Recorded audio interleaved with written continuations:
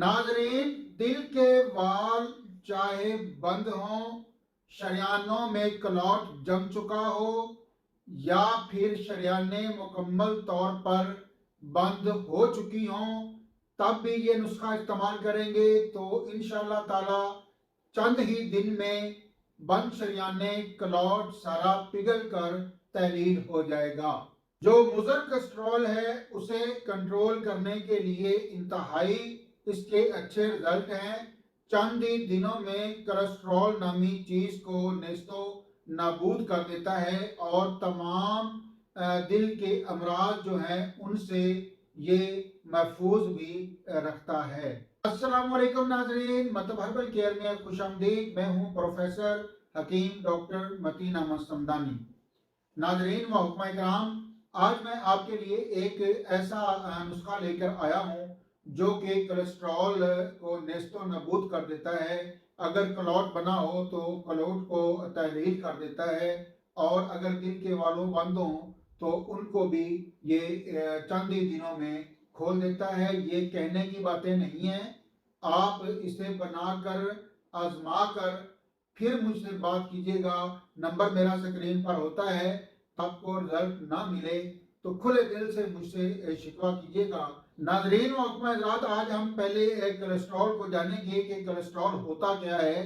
Cholesterol जो होता है सुफरा, जब खून में मुंजमद हो जाए तो उसे कोलेस्ट्रॉल का नाम दिया जाता है। ये 2 नंबर तहरीक ये मर्ज है। इसका इलाज हम गुद्दी उजलाती या गुद्दी असाबी अद्वियात व गज़ा से करेंगे और इन अद्वियात से और गज़ायात से चंद ही दिनों में क्लॉट जो है वो तहलील हो जाता है। दिल के वालू जो है वो खुल जाते हैं और जो कोलेस्ट्रॉल है वो नेस्तो नाबूद हो जाता है। तो बगैर किसी टाइम को ज़ाया किए बढ़ते हैं हम आज अपने नुस्खा की तरफ। नाज़रीन, मैं अज्जा नुस्खा के बोल रहा हूँ, ऐसा ऐसा बोलूँगा, आपने सुनते भी जाएं और साथ साथ उसे लिखते भी जाएं। राई,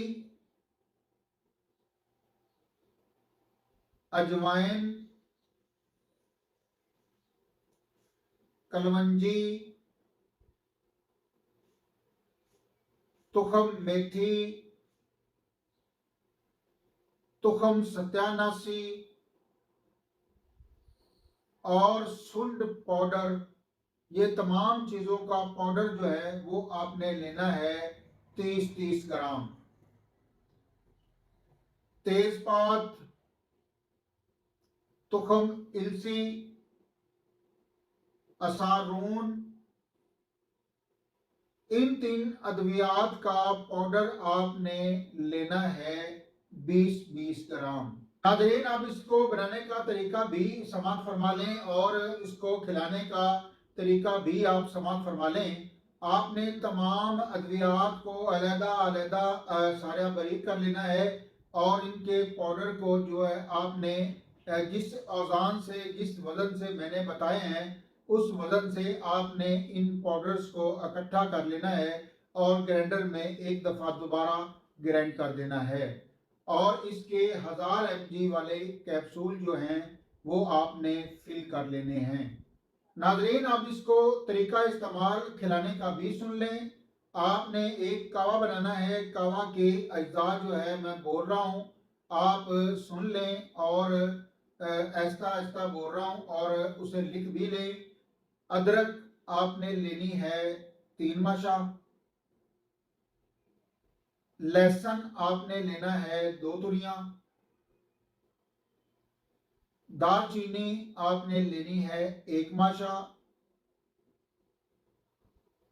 पुदीना जो है वो सब्ज अगर मिल जाए तो बहुत अच्छा है, उसकी आपने 10 पत्तियां जो तोड़ के अंदर डाल देनी है। अगर खुश्क मिलता है तो आपने इसकी जो ½ टीस्पून है वो डालनी है।